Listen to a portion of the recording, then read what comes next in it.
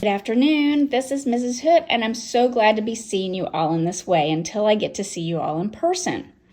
Each week I will hope to give you all some tips and techniques that will help you to develop your art. These lessons are for any age group, and you can create your own art in your way and your style. Then, when you're finished creating your art, please post it on here for us all to admire.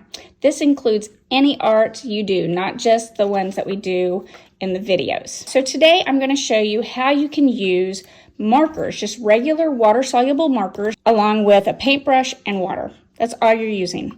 So I've got one that I just did earlier. This is one that I did pretty quickly, so it's not the best. And I started off and I changed the color scheme that I wanted to do. So it's got a kind of a weird petal there, but that's okay. All right, so what I want to do is I want to show you how you can make these really cool effects. You can get these like really neat lines and stuff, all from using the markers and the water.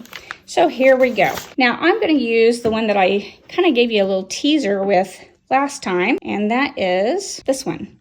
And I just thought that was a really pretty one. I thought I'll just try that. Now remember, whenever you're creating your artwork, you want to try to keep things more in an original format. But for this, I just wanted to kind of show you how you can create things and make it look very similar to it. So what I'm going to do is I'm just going to kind of take my marker and just kind of create a little bit of some color down there. Now, if you notice, I went horizontal.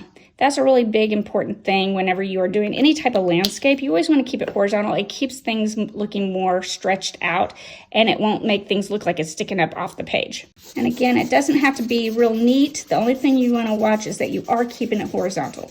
And I'm just using some different blues along in here.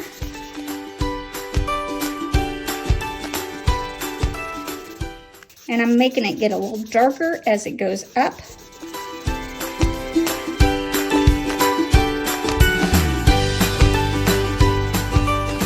And it's not exactly like I'm doing, like the picture looks on there, but again, I don't really like it when things are just exactly copied from someone else. I'd rather it be more original. So I'm just kind of adding some purple in there because I didn't see really a whole lot of purple, but a little bit where it mixed into the blue.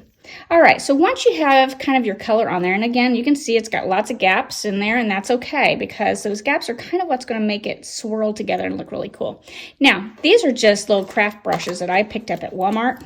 It came in a set, and it has some flats, which are the flat ones that you can see that are like that. And then we have the rounds, which are more of a pointy type.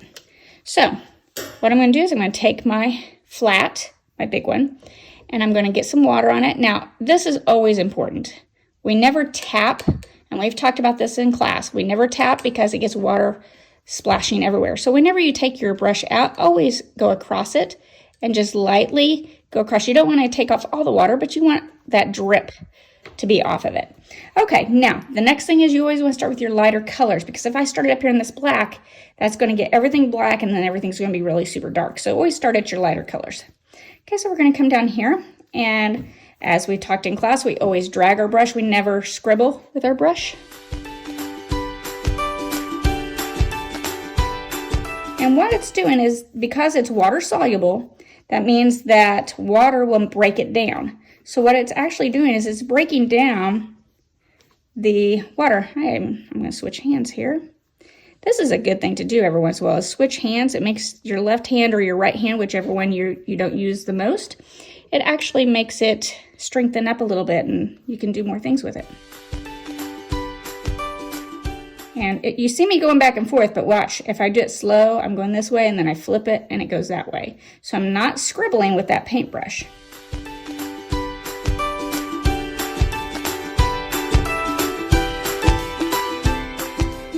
And the cool thing about using the markers is you can always go back and add more to it if you want to, if it's not the color or it's not blending the way you want it to or anything like that. You can always go back and add more to it. I'm not really liking how this is really showing these edges here, so I'm going to show you a way that you can kind of get that to kind of disappear a little bit. You can take it and do it with the brush, in which case I'm going to lay it down and just kind of wiggle it a little bit. Now I'm not pushing real hard with this. I'm just letting the tips kind of break that up a little bit more, and that will get that to come out. Now again, I'm not pushing down hard and scribbling with it, but I'm just kind of going back and forth, almost a little tickle across that to kind of get that to blend out a little bit better. I am going to continue doing this, and then I'm going to come back to you. All right, I've gotten a little bit more of that done. I wanted to go ahead and bring it back up before I did the black, all of that. Black is going to have kind of a little bit of a different color. Sometimes black will almost look greenish whenever it's toned down a little bit with the water. And I'm not letting it get on the other color very much. I want to try to just kind of get that all done first. So I did all of this the same way that I told you a while ago, just going back and forth, making sure that I am not scrubbing my brush. All right, so there's all the black covered with the water. So now what I'm going to do is I'm just going to try to blend things. So I'm kind of washing out that, again, wiping it off. And I'm going to start blending the color into the black just a little bit. And by doing that, that's going to pick up some of the black and pull it into your other colors too. So you have to kind of almost feather that out so that it's not super stringy looking. But again, look how I'm keeping everything horizontal. Super important. All right, I didn't talk about the type of paper this is. This was just a little sketchbook that I picked up at Walmart.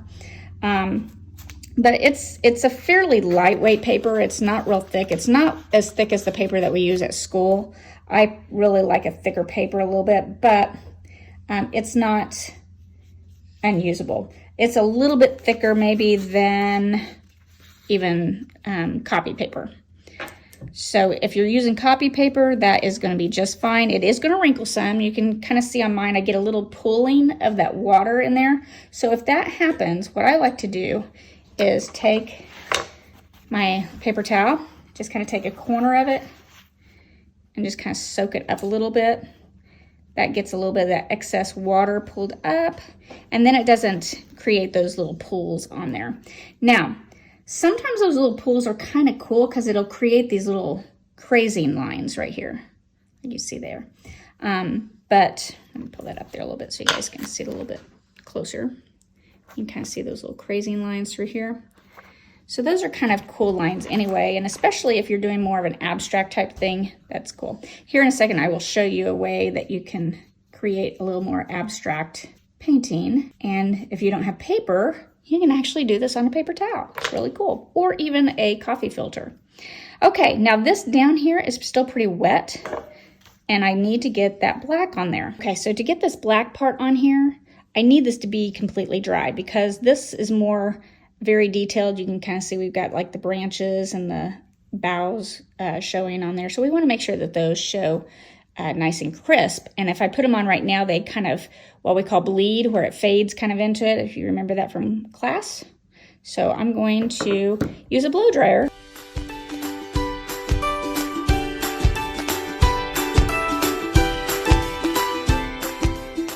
All right, so now that's nice and dry, and it didn't take very long to do that.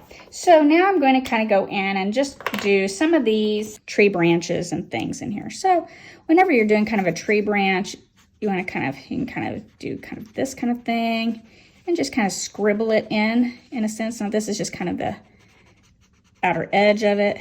And then this down here, pretty much this whole area from here on down is all going to be black. Okay, now I can go back in and fill that in like I did here, but you can see it is going to be lighter. So if you want it to be really a strong silhouette, then you're going to want to just do it with just the marker.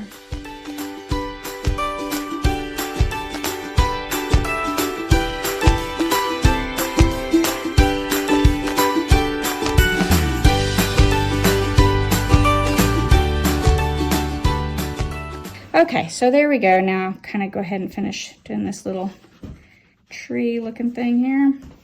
Just kind of create kind of a bumpy little thing here. Get some more kind of in there.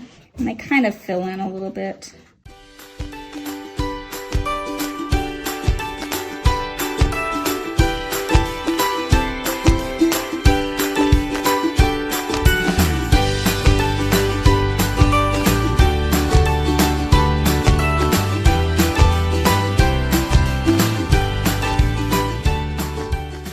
Even do like little animals if you wanted to showing up here. Let's see if I can kind of create like some kind of little animal looking like he's standing up here, maybe a horse or something. Got a lot of horse lovers out there, I know. So I can kind of get the little horse in there. Great thing about a silhouette is you don't have to worry about it being perfect. You can just kind of get it going on there and be good enough. And then get a few more trees in here. You could even do trees like maybe dead looking trees and stuff. When you're doing a tree, I always say try to keep it angled. Try not to get lines that are going just straight out, because if you get a straight out line, it looks really funky and doesn't look as real. But you can kind of just V those off or Y them off, and that will kind of create a nice little tree. I'm going to finish adding in a few of these and then I'll show you the end result. All right, so I just finished up coloring that all on in, and I think it looks pretty decent for a quick little sketch thing here. What I like about this sketchbook is that it does have these little perforated areas here, so you can kind of get it started and then just gently pull it loose like that, and you've got your painting all finished. So there's the finished painting for that. Now I want to show you how you can do it on a paper towel, because, you know, let's be honest, we may not have paper at our house right now with all this craziness going on. So I'm going to just use a paper towel. So this is just one of those little tear off paper towels. And if those of you who have done the coffee filter, this is very similar to it. So if you take the markers and you can just kind of, again, just kind of scribble around on there. You can make some designs on them. You can even, like, if your paper towel has these little designs on here, look at this. We can even kind of go on here and follow the design on the paper towel even.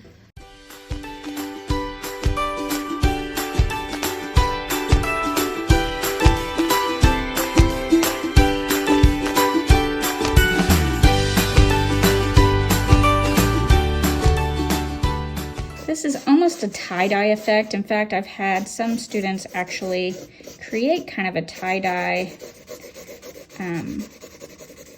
cloth on fabric before. You can take just white fabric and do the marker technique like I'm showing you here, and you can create some pretty cool looking tie-dye things.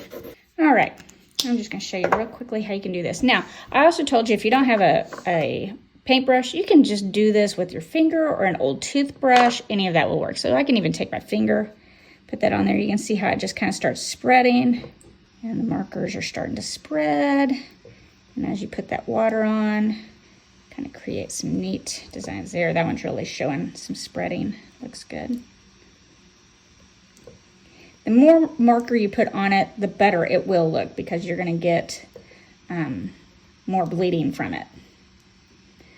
So I was kind of rushing this a little bit so it doesn't have quite as much bleeding as I would like for it to. But like I said, you don't have a paintbrush, you absolutely can do this still with your finger and your markers and a paper towel if you don't have paper. And this effect will work on the regular paper just like I showed you on the other, just doing it with your finger. So there's that little design. So, all right, well, hopefully you guys had a good time. I am so glad to be able to do this with you guys, and I will see you next time. Keep posting those things on this Facebook group, and I will be looking forward to seeing it. Talk to you later.